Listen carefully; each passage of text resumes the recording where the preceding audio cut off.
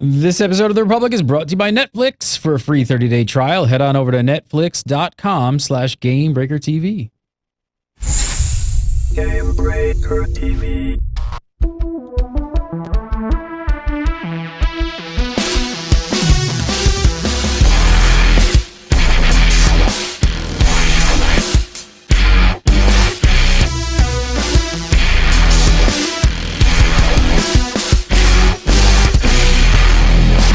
What's up, aliens? I'm Gary again, and you're watching GameBreaker TV. This is The Republic, episode 122 for January 28th, 2013. Today we got patch notes, old friends, and new mounts. Rise of the Cartel coin pre-order bonuses. Of course, a little bit of controversy, and of course, your viewer questions, all that and more. But first, Mr. Larry Everett, how are you, sir? I'm doing great. Awesome day today, actually. Mr. Justin Lowe, how are you, sir? Very good. Very good. I believe we've done 122 episodes of this crap. It's awesome. Yeah. It's very nearly weekly. Yeah. I mean, there was only like a few times that we had time off. If we hit 150, I'm going to feel really bad about myself. Longest running GBTV show. Come on, let's go. Let's do this. It might be. What are we on? I don't know what Twemo is. Is Twemo? Yeah, Twemo. I think we missed a bunch of episodes. Who knows? What's up, everybody? Welcome back. Thanks for joining us again for another show. 122 episodes in, maybe 122 more. I don't know. We got nothing better to do. We're a bunch of nerds talking about video games. That's right. We pretty much got nothing to do. So this is it. So we've got some patch notes to go over this week. We're going to start off with some bad news. Yes, bad, sad news. The level 1 fantasy axe is no longer 30% off. Did you guys miss your chance? Did you miss it? Actually, miss it? Gary, is that your character? That should be the first question. That is your character, isn't it? The fat guy with red hair and the Wolverine look. He's sexy. Look at him, no shirt on with an axe. Yeah. Level 1 fantasy axe. Yeah, if anybody forgot what they may have missed out on, yes, there it is in all of its glory. The level 1 fantasy axe was 30% off. I missed it. I don't know. It's probably the best idea BioWare's ever had right there. Keeping SWTOR afloat. Level 1 fantasy axe. Boom. That's right. Yep. And more bad news. We got more tons of bad news this week. Do I have this one? I do. Yeah, I do. More bad news. Yeah, this is horrible. This is really terrible. This is tragic. The This is really tragic. The amazing, beautiful, glorious, festive Christmas mount is no longer available for sale. I quit. I'm sad. I'm quitting. That's right. How many people quit Tor because that's gone? I seriously forgot how bad this thing was until we pulled it back out for today's show and looked at it. I was like, holy shit, that's terrible. It's awful. It's a snowblower. It kind of $18. looks like a snowblower. $18. Doesn't the front of it looks like a multi-tool, like it's like a Swiss Army knife or something in the front there. Yeah. You can like flip out little things and it's got lights on it. God damn, that thing is ridiculous. I forget. Either you guys picked this thing up? Either of these? No. Level 1. Neither one. No fantasy axe. I've got the fantasy axe on my test server characters for the lulz because it was funny. How many? Yeah, if I ever got enough money to actually purchase that, or if I felt like I had enough money that like, oh yeah, an $18 lame like holiday speeder would be great to have, then I'd probably want to kill myself at some point. But guys, now it's like limited edition. So now it's like, oh, dude, I was there when they had the limited edition terrible speeder. I was one of those idiots that spent $18 on it. Just, oh my god. You think this one's going to come back? We can only hope that this one comes back for next Christmas. Oh, yeah. Jeez, no, I hope they do some modifications. You think? No, exactly. Just leave it as is. It'd be like a Christmas miracle. This time has a little like star in the front of the hood because that's all it's missing. That's true. That is a point. Good point. A star in the front, maybe a dreidel in the back. Yeah. You can't mess with perfection. Seriously, chat room. Did any of you guys buy this thing? I really want to know. Leave a comment below. Tell us. I want to know if you guys bought the level 1 Fantasy Axe or the Christmas mount, and tell me why. Tell me why you picked it up. Like, was it for the lulz, or do you actually think that they're cool? We won't goof on you. Don't worry. There was somebody in my. If you think it's cool, just say, be brave, and just be like, dude, no, man, I think the thing rocks. It's awesome. I bought it. I'm glad I bought it. You guys don't know what the heck you're talking about. What was that, Larry? We have a member of our guild that has one, and she could not give a good answer as to why she bought it. Impulse buy? Than maybe it had to be. We all buy. I think that's we all what buy it was. stupid shit. It was, you know, you're at the checkout counter, and there's like some ridiculous thing there, and you're just like, oh, it's like $3.99. I'll buy this, and you get home, and you're like, why did I ever buy this thing? Yeah, I think she had a major case of buyer's remorse afterward. Oh, lordy. It's kind of concerning. I mean, what do you think? I mean, you think it's likely that we're going to see the quality of things go up, or do you think this is what comes to expect? We're going to talk about the new mount, which in a few minutes, which is completely. I guess we might as well talk about it now. Maybe let's talk about it now. What do you think? How do you think overall? But let's talk about like really. What do you think about the cartel market overall? Quality versus quantity, sort of like. How are you feeling about just the items in general? Honestly, I think the quality of the items since the launch of the cartel market has gotten better. We're seeing, and actually, I think I said this in the last Hyperspace Weekend, that we are seeing better quality stuff come out, or at least when I say better quality, I mean stuff that players are looking for. For instance, we now have an Imperial uniform that anybody can wear, which is great. Which is something that I know a lot of people. At least on the roleplay servers, for instance, that we're looking to have their sorcerer, for instance, play an Imperial officer. They could now wear an Imperial uniform because before they couldn't do that. It was only medium armor, and now it's adaptive armor. So we're seeing things along that line. There's smuggler outfit. There's some good stuff that's come out very recently that I think is steps in the right direction. And how about the visual quality on some of this stuff? Because the cartel market is actually updated. It's updated with new items fairly frequently. I think a lot more than we cover stuff on this show. We just like to pull out the one for the lulz, but there's a lot of stuff going up there, kind of on the regular, right? So you're finding that stuff's very useful, and B, what do you think of the overall just visual quality of what's hitting up there, Justin? Yeah, I mean, it's definitely good. I mean, it's nice to see them adding old stuff that we used to see in the game from old armor sets, getting some of those armor sets in the actual game, making them available to people who want to see their character look the way that they want to look. So some more options in that realm would be good, and that going forward, I think, is a good thing for the cartel market. Also, as far as like the quality of the items, they've kind of stepped up, and we've seen this with the last Spy Master inclusion, and also Phantom stuff. I thought that stuff actually looked really, really awesome. In fact, enough so that it almost makes me want to actually buy a lot of that stuff, even as a person who doesn't really actively purchase cartel market stuff. It made me, actually think twice about it. I never actually did it. Why is that? Because you thought it was cool? How cool. Yeah. How cool it was good looking stuff. How useful it was. Because a lot of those armor sets, especially some of the stuff like the Phantom armor stuff, is really good for alts as well. So really invaluable to use for a person who levels their alts, who is in that vein of mind, like BioWare wants you to be of rolling alts, doing the story stuff. They're actually really stuff's not account wide though, right? Like the stuff's not account wide. No. Which not everything. Not everything. That needs to change, doesn't it? I mean, that there are multiple things that are account wide. The armor sets and that kind of thing. The visual stuff, generally speaking, is not account wide.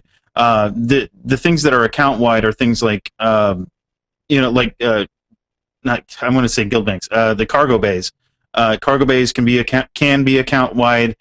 Even inventory slots can be account wide. You can unlock rows of inventory slots throughout your account. See, I don't get that. I'm kind of confused by that because on one hand, I mean, tell me what you guys think.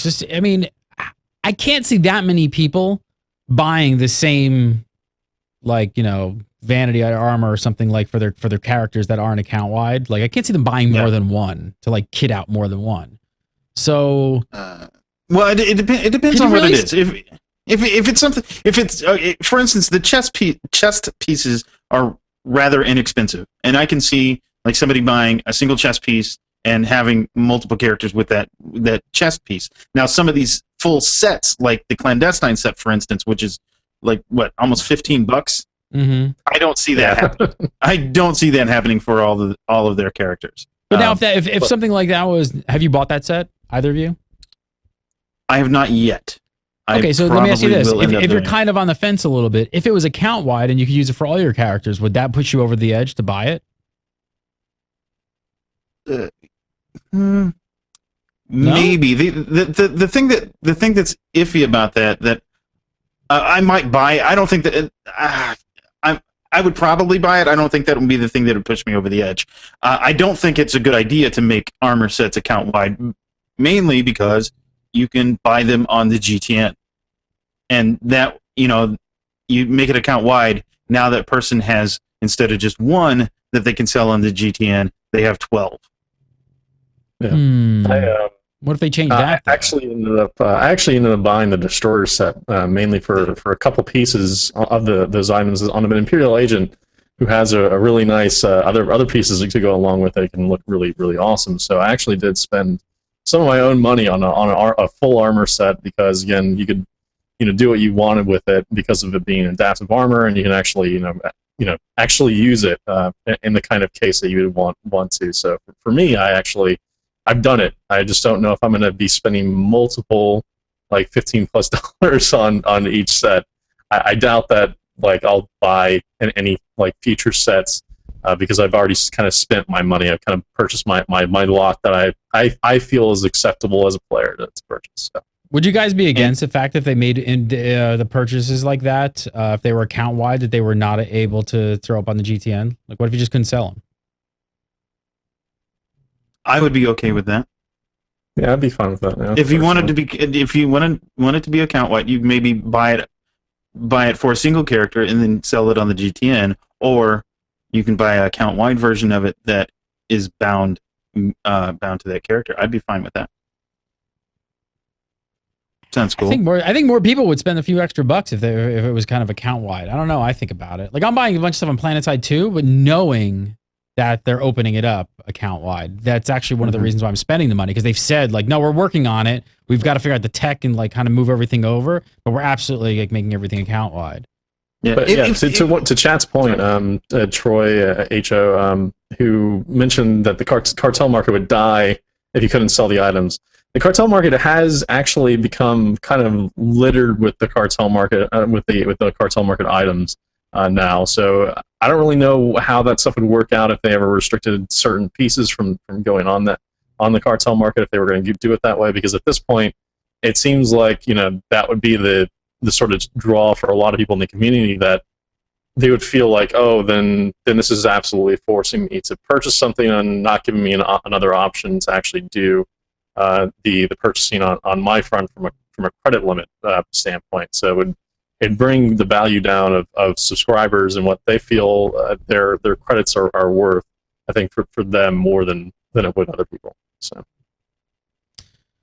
I hope BioWare really takes a kind of a cue from Riot on this. I mean, Riot's example of, it used to be Riot would release 2 skins with every single champion release, and now they've gone to 1 skin at a time, not simultaneously. But they really they just put so much high quality work into them, and the animations and all that kind of stuff. I mean, I think a lot of people would buy more stuff like this if there's just that cool factor, right? There's just got to be that cool factor, which really needs to get nailed down. Yep. I don't know. No, I agree. The question is, how much can you produce of that, right? I mean, how much is enough? Will people just get tired of it? Is the big question I think I kind of wonder about. Sorry, Larry. What do you mean? You feel like they need to pump out a lot more stuff because people get tired of it, or if they focused and put out less stuff, but it was just higher quality stuff? Yeah, if it was less but higher quality, I think people would be more apt to do it. If they put up more and it was, the sets really weren't all that great. Like if they rehashed a lot of the starter stuff and didn't really make any really nice sets available in the future, then I think people would be turned off by it, obviously, because it would the value of those items would be a lot less to the player. I think personally, especially if you started pumping them out and you had like billions of sets, I think people would be less apt to want to buy them. But Larry, sorry. No, I see what you're saying. Although I kind of have to disagree. I think that I personally think it would be better to kind of flood the market. If you gave people more choices, overall, I think you would sell more. Ooh, you're scaring me. You know what I mean? I'm on the opposite end of the spectrum. I don't like when they just flood it with a bunch of crap. I kind of like. I'd rather have. I'm like weird like that. Like I even like going to stores. I like going to like stores that are really super small and have like 3 aisles, and I just get what I need. I hate going to like super stores. You don't want to go to Ross? Are you telling me that you don't want to go to Ross? Okay, all right. No, I know it. Go ahead. I mean, I know what you're saying, but I think the issue is currently they just don't have enough stuff on there. There is just not a lot to choose from. They have a couple of things that are really nice, and that's about it. Really, there isn't a whole. I mean, the Destroyer set's one of them that's pretty good. There's stuff that you get from the Cartel packs that are pretty nice. But those are you can't buy those outright. What I'm talking about is just the outright items that you can buy. Those pretty much all of them are crap. There's a couple of them that are okay, but if they had done a little bit. Just expanded it just a little bit to include a lot of the stuff that's cross class. For instance, put some stuff on there that looks really good. That's say a Juggernaut outfit that's usually meant for the Juggernaut, like the Destroyer set is, and make it so that assassins can wear it, which would put it in adaptive armor, or the smuggler sets and the agent sets like they're kind of doing right now. They're trickling those things out, but I think that all of these items that they have out currently probably should have been in at the very beginning, and I think that we would have seen a larger influx of sales. Right now they're just kind of trickling in, and people are saying, I don't want that, that doesn't interest me, but there could have been something, maybe there's something down the line that will interest them, and if they just kind of put them all out kind of at once, then I would have been, I think it would have been better off. Well, they're definitely doing some stuff right. I mean, if you guys taking a look at the latest mount, this is a gajillion times better than the last one. I had a video absolutely. here, but it's not playing properly, so I can't play it. But there's some video out there of this. You can go check it out online. So not bad. But this is a tease, man. Like all I want is some pod racers sweep racing now. Like that was my next question. Is you see this, and the first thing you go is like, okay, now they're gonna add mini racing in the game. Like it seems obvious. Do you think that they might go that route? Do you think we? No. Dude, I'd be so in for that. I'm telling you, like if they went that route, I would flip a lid. Now here's what there are so many people that are drooling over that. Go ahead. Exactly. You see, but I'm going to jump back to this. But so this is really funny. So this is the same price as this. This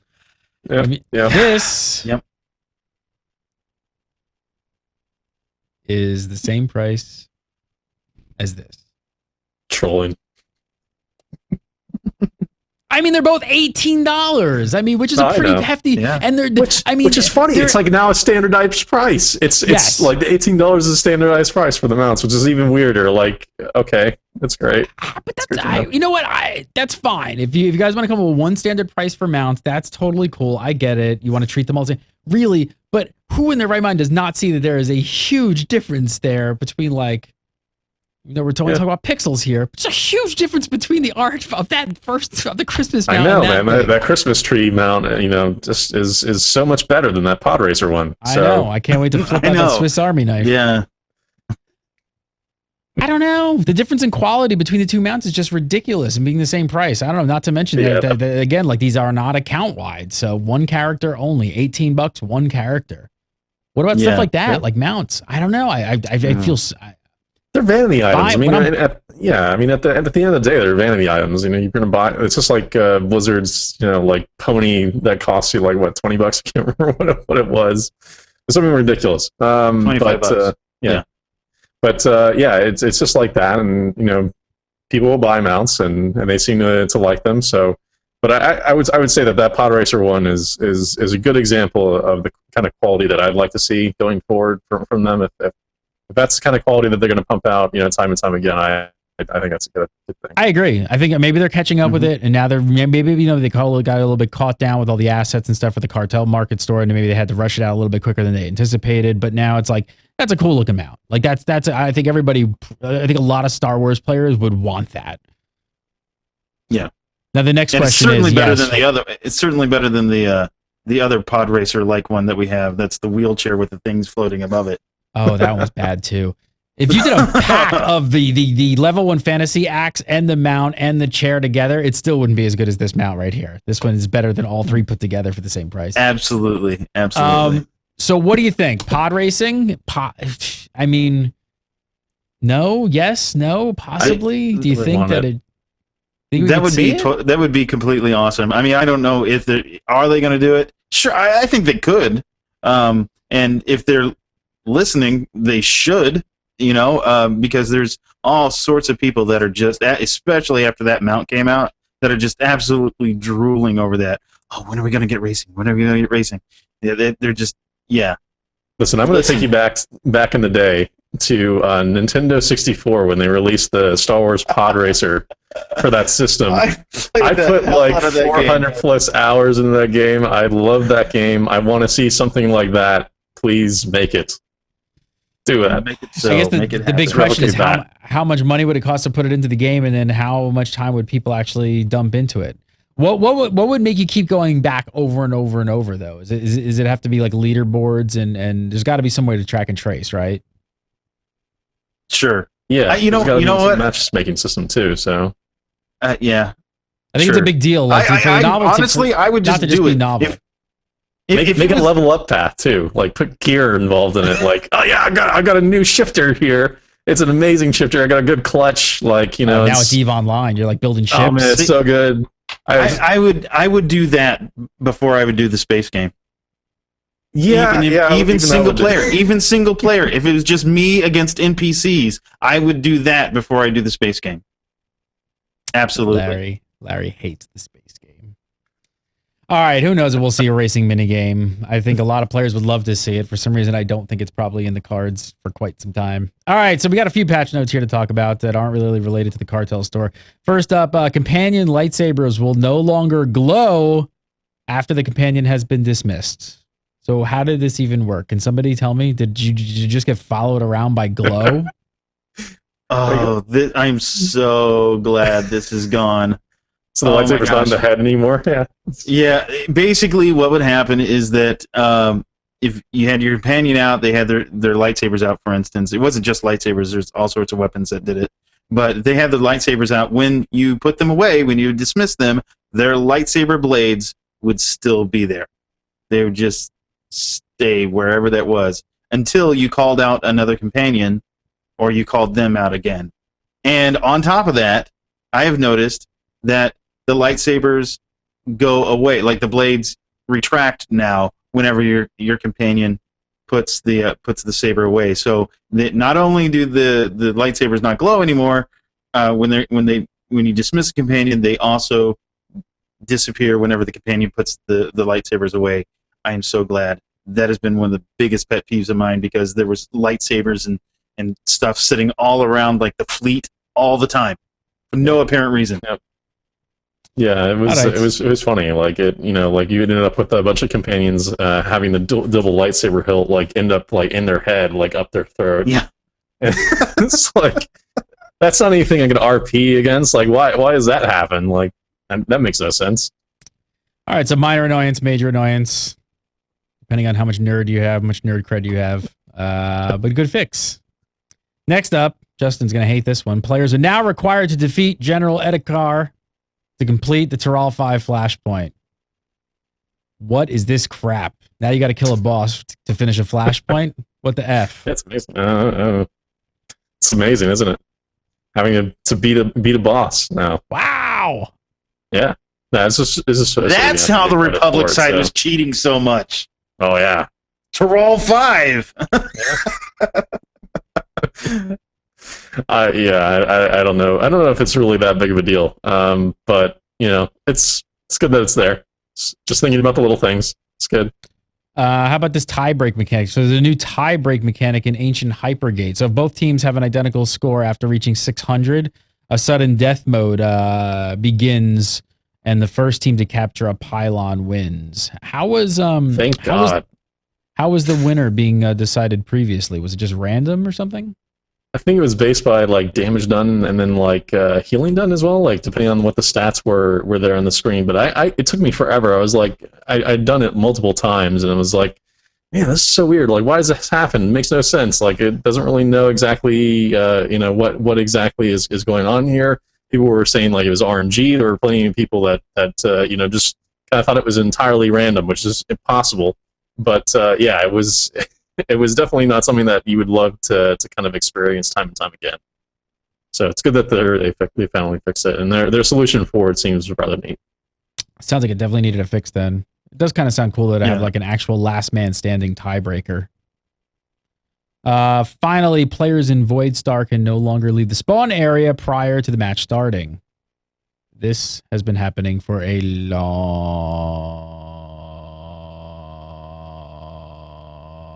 time, hasn't it? Justin used to do it. That was one of his hacks. Such disappoint. I'm just gonna shake my head. That's it. He's gonna shake his head. All right, let's talk about some BioWare going to sweeten up the Rise of the Cartel coin with some pre-order bonuses. So the big one, of course, is being early access. 5 days worth of the early access. But there's one catch. You only get the early access if you pre-ordered, get this, before January 7th. 3 weeks ago. Yeah, too late, guys. Yeah. Sorry. Anybody find that? Was this like widely known to everybody? That yeah, it was widely known. Yeah. Yeah. How do you feel about this? There are posts about it. I feel like pre-orders. I don't know if I've ever actually seen a pre-order by this date, but you can still pre-order after that date, like to get stuff. Like I always feel like every pre-order I've ever done was just, hey, pre-order before it comes out, which is the day it comes out, and here's perks. Not like 3 weeks before. Odd. I think it was widely known, but I think it's BS. I mean, come on. I mean, seriously, we have to be in this sort of game now, whether they pre-ordered or not, at a certain date. Yes, it reminds me exactly of the pre-launch stuff and their early access period, and how you were clumped in it if you're in certain times. Like if you pre-ordered this date, you're in this run, and then if you pre-ordered this date, you're in this one.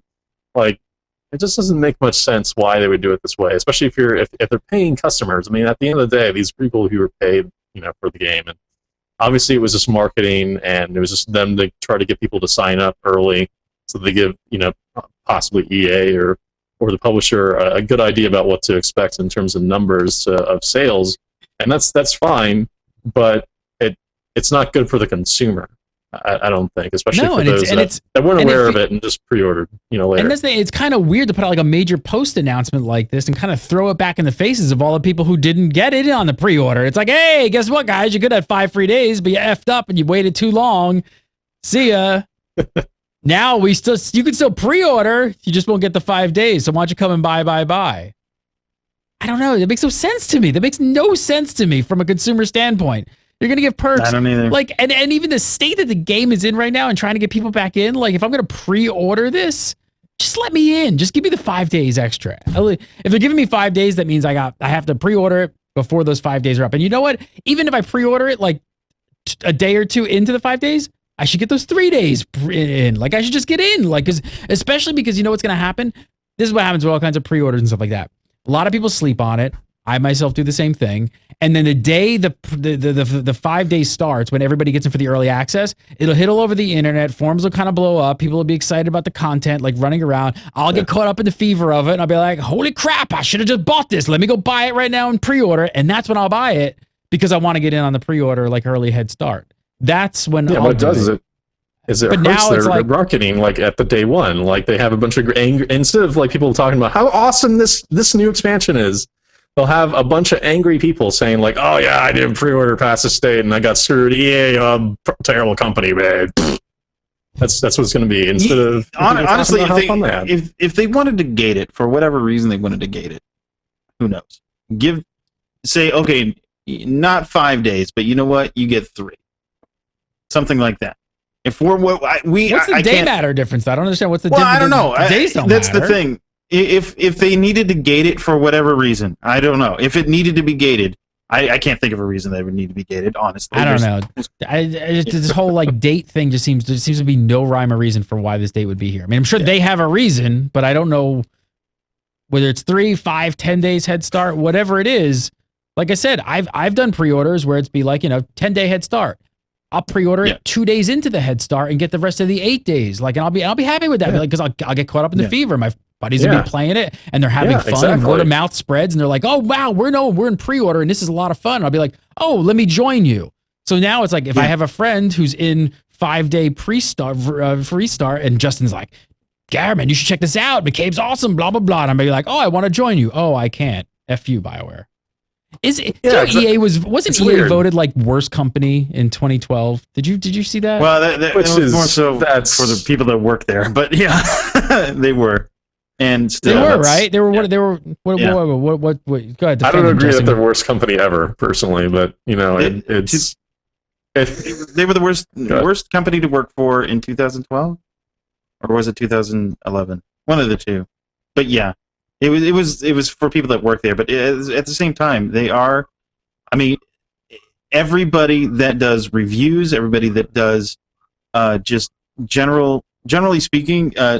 Deals in the gaming industry does not like EA, and it doesn't have anything really to do with the games that they put out because actually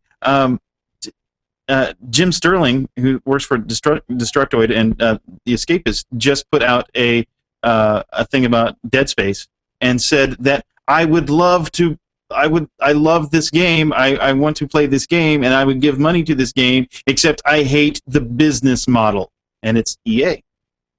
So bizarre. It's horrible. It's week after week of craziness. Now this is even worse. Mm-hmm. I'm going to sidetrack for a second. Did you guys see Terra gone free to play? Did you see their grid this week? Did you see their grid on free to play? It's fantastic. Yeah. Like it's almost perfect. Dare I say? Like it's simple. It's like easy to understand. It's fair for the player. I know everybody out there can't believe that I'm like, saying good things about Terra. Their free-to-play model is structured correctly. How do they not get this? How do they not get this? I think lots of overhead. That's how they don't get it. Well, no, this is what I think is happening. Honestly, is that there's companies that do this all the time. That what they're doing is they're taking a model that works, and they're trying to mold that model into something that is their company's existing model. And so what you end up with is some conglomerate of crap that's somewhere in between. And that's what we're running into here, is that EA has this model that has worked for them, and they've seen it work for other games, and they're running with it. Where have they seen the free-to-play model really work? No, not free-to-play model. Like their subscription model. They've seen it that work for other games and for their current games. That this is what we want. We want this, but people are gravitating towards this. How we don't want to give them that. We don't want to give them that. Exactly. That's exactly what it is. We don't want to give them that. So how can we make this kind of look like this? Or this kind of look like that? I mean, I know like the sad truth about all this stuff is that it's actually working. Like, as far as people buying stuff, and that's the sad part. Like, if you wanted to like rail against EA and say like, oh my God, they're the bad company, that's fine. But in reality, from what we've seen as far as what people are purchasing, it seems to be working for them, whether you want it to or not. And it's sad because I don't necessarily think it's the greatest free to play model ever. In fact, I think it's kind of poor. But that's my opinion. But that's not what the facts are as far as the business end of it. The business end says that it's great and it's working and it's amazing. Like, but that's not what it actually is. We'll never know the numbers, right? I guess I look at it from I'm a gamer, so I'm looking at it from a gamer's perspective and like what I like and what I don't like. And I don't know. I gotta wonder if I think we rule with our wallets, and I just wonder if eventually it will catch up to them. And it's that it may initially work in the beginning for a little while because it's new and it's fresh. But I don't know. But how sustainable is it for a really, really, really long, like some real longevity, like 2, 3, 4, 5 years? That's my question. When is it? We're only what are we in, like a month or two? It's only been free to play since what? November, right? It's November. Yeah, it was November, right? I mean, at launch we were still excited about the game in general, so I don't know. Yeah, no, and maybe that's all these dates. They said it before. It's like their free to play model will change, depending on how things go. So if they see that the track is not good, then they'll change it and then be the shining example of how to do free to play. They'll be like pro consumer. They'll well, there's a better term for it. So it's how do we extract as many dollars as we can within this initial period? In a certain initial period. Yeah. Okay, I got it. All right, I'll go with you. You're probably right. I don't know. Maybe. It still doesn't sit right. This whole this date thing. It's just like, I don't know. It's too much. It's too much to ask. I think for like people to remember these dates and pre-order 3 weeks before it's going to come out. And like, I'm busy. Gamers are busy, man. We don't sleep. We got games to play. I can't remember dates. We got some Ni no Kuni to play. Oh my god. God, everybody's playing that game. I love that game. I really love that game. Really? Tell me really quickly what the hell are you loving about it so much? Because it's like everywhere I turn, everyone's just like, that's all anyone's talking about. It's a very good game. On top of that, it's is it that or is it nostalgia? It's the nostalgia is part of it, but then on top of that, you have Studio Ghibli, doing a lot of the animation stuff. So it's just kind of the entire game and exudes like joy and happiness and earnesty, and you got to fix the world by giving their hearts, and so great, so awesome. Terrible. They're gonna make a game that you just troll people and you just destroy everybody. Yeah, it's called Eve. It's called Eve. I love those stories. You see that story today? That massive battle that took out something they estimate between like $22,000 in real world dollars got lost in that battle. So I love those stories about Eve. I read them and I just go, I need to go back and play Eve. Pre-ordering again. So I don't know, back to Star Wars. The other thing too, right? The thing about this back when without a crystal ball, I mean, there was no way of really knowing if there were going to be different versions with different perks, right? Yeah. Like we've seen that before. And on top of that, I think maybe we're completely wrong, but at least our crew, let's be honest. I mean, it's kind of understandable that the player base are maybe a little bit weary about pre-ordering anything right now. Yeah. Maybe. Yeah, I would say those that are not playing the game definitely are weary. Did you pre-order, Larry? Oh yeah, I pre-ordered one like the day of the announcement because it was only $10. So Justin, I may have pre-ordered past the date.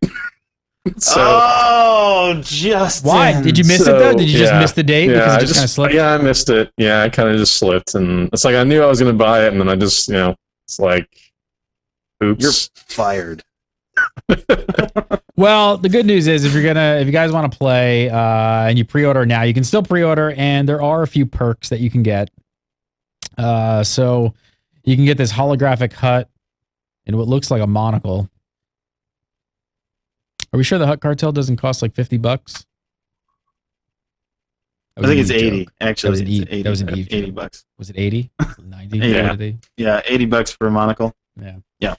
So there's some weird pet called a maker and seedling. Looks cool. It actually does look pretty cool. Looks, yeah. It does. It's pretty badass mount. Finally, you get a title. What's the title? Scourge of the Huts. Yeah, there you go. Scourge of the Huts. Because huts are scary. That's right. And somebody needs to scourge them. What do you guys think about Huts being the main antagonist? Do you guys find them intriguing? No. Do you find them threatening? No. We talked about this. I was like, I hate Huts. Like, they need some better enemies in Star Wars in general, and their attempt to like do that as of recently was everybody's favorite Yuzong Bong, and maybe they should bring those back because I am getting tired of these Huts. Like, they need to do something. I know they brought the Grian, but they need Yuzong Bong, really? Yeah, totally.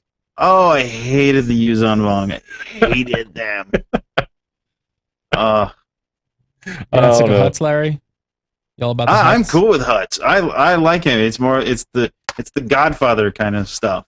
I'm cool with that. I didn't mean bringing the Bongs directly. I'm just saying, like, I need something else. I'd like to see BioWare take their creative juices that they're great for like Mass Effect series. You know, do some like new race or new species that comes in and they're really terrible or whatever. They did some of that with the Dreadmaster stuff, but it would be nice if they did here again with Justin Lowe says, "Bring on the bongs, BioWare. Bring on the bongs." All right, let's do some viewer questions really quick. I want to tell you guys about a great deal we got going on with Netflix.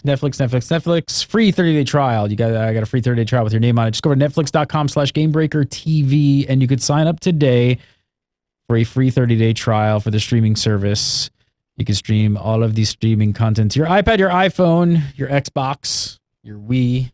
What else? Your Android, your Galaxy Note, your Blu-ray player. Your Blu-ray player. Maybe you got one of those Samsung TVs with the apps built in. Your Roku, your Apple TV. Yeah, I mainly use it on the Apple TV. But awesome deal. Free 30-day trial. All you got to do is go over to netflix.com/GameBreakerTV, sign up, put your info in. You won't be charged a dime if you don't like it. You want to cancel before the 30 days are up, just cancel it. You don't have to keep it if you don't like it, but I think you're really going to love it. It's like $8 a month after that, and it is well worth it. Check it out today. All right, let's do some viewer questions. First up from Clark Henderson. Clark says, I'm looking to get back into SWTOR, but I'm worried about catching up. What are the best ways to make money right now? And what should a new level 50 focus on? I'd say probably IGE. And maybe focus on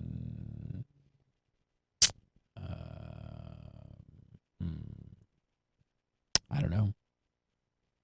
Fastest way to make money is buy stuff from the cartel market and resell it on the GTN. Fastest way to make money. But if you want to make it directly through the game itself, dailies. Easiest way to do it. It's not necessarily the fastest. There's other ways you can make money, like selling mats and that sort of thing, but that you have to play the market kind of in order to do that. Dailies, you don't have to play the market. It's kind of it's kind of my way of doing things because I'm dumb when it comes to the GTN. Jimmy, did you mow the lawn today? Did you do your quest? Come That's on. right. Yeah. Any tips, Mr. Lowe? Dailies is a good way. Having Space. 10 alts at level 50 would also be great because you just print money at that point with your crew skill missions. But space, dailies, best way to get that initial fun. Next up from Brian Charleston. He says, could you see BioWare ever cutting out the class stories, balancing them so you can just breeze through them without doing any leveling content and sell them separately to their single-player fans? I'll say no. Good answer. Yeah, I'm going to go with a no on that one. I'm going to go with a no. 3 no's. And next question. Great question. Amy Brian. Walker Appreciate it. says, not exactly a SWTOR question, but do you think BioWare will jump back into the MMO space again in the near-ish future, perhaps with Dragon Age IP? And I will say no. That's what I'm Gonna go no with that one too. I would say yes, but only because I think that as far as they're probably MMO scared. I think EA probably is MMO scared at this point, but I doubt that they would let the Mass Effect universe slip as far as they would if they were gonna disregard making an MMO. But I think that they probably end up making a Mass Effect MMO at some point with the tools. Maybe not the same studio, not BioWare Austin, but maybe BioWare Edmonton. Who knows? Just saying. Nope. Not going to do it. You're going to say no. Okay, all right, cool. They're not going to do it. I'm so sad in the pants right now. I'm so sad in the pants after that. There was a day that I might have thought about a Mass Effect MMO and been slightly happy. Those days are long gone. Justin Lowe, follow him on the Twitter at Zirak, Z-I-R-A-K. Go over to Twitter. Follow him at Zirak, Z-I-R-A-K. Larry Everett, follow him on the Twitter at Shadow, S-H-A-D-D-O-E. And of course, go over to themassively.com and read the Hyperspace Beacon every day week. What do you got coming up this week on the Hyperspace? I'm talking about roleplay. A lot of people come asking me about how do you get into roleplay in Star Wars: The Old Republic, and that's what I'm going to talk about. Well, you demand to talk about it, so go over, read the Hyperspace Beacon and RP. You can follow me on Twitter at Gary Gannon. You can follow GameBreaker TV at GameBreaker TV. Come over to our Facebook page, facebook.com/GameBreaker TV, and our YouTube page. Don't forget to subscribe. Never miss an episode. Go to youtube.com/GameBreaker Nation, and make sure you sub up over there. Even if you come to the site every day, just go sub up because I like watching the number go up. I just want to watch the numbers go up. So thanks for watching, guys. Have a great week. We'll see you next week for some more Star Wars: The Old Republic.